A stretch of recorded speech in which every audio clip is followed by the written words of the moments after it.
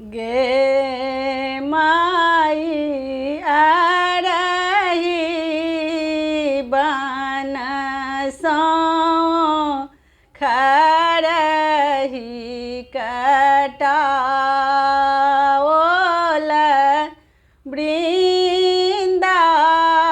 वृंदावन बिटबांस गे माई अरही बनसो खरही कटाओल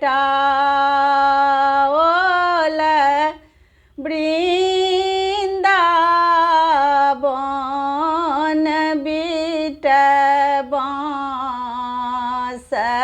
गे माई ताही खरही लाए बंगला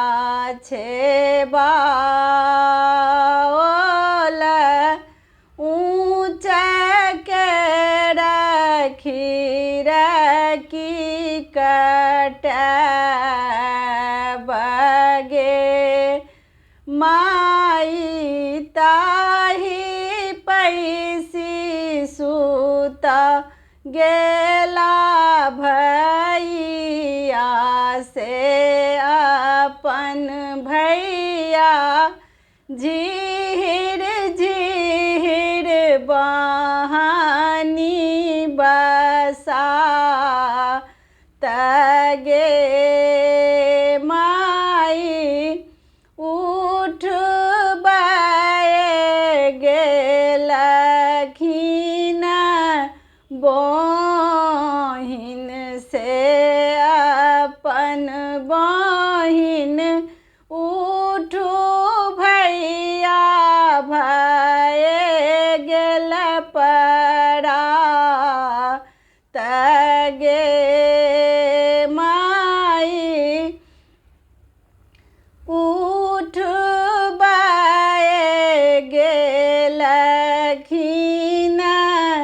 बहिन से अपन बहिन उठू भौजी भये गेल परा तगे माई एहन दो चारनी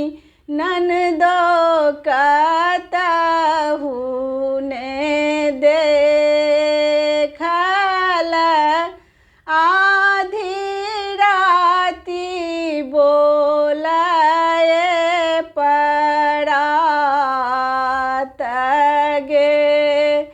माई एहन दो चारनी ननदो कतहु ने देखल आधी राति बोलाए परा तगे माई जुगे जुगे जीवतु सबे भैया भौजी सबके बढ़नु आही बात गे माई जुगे जुगे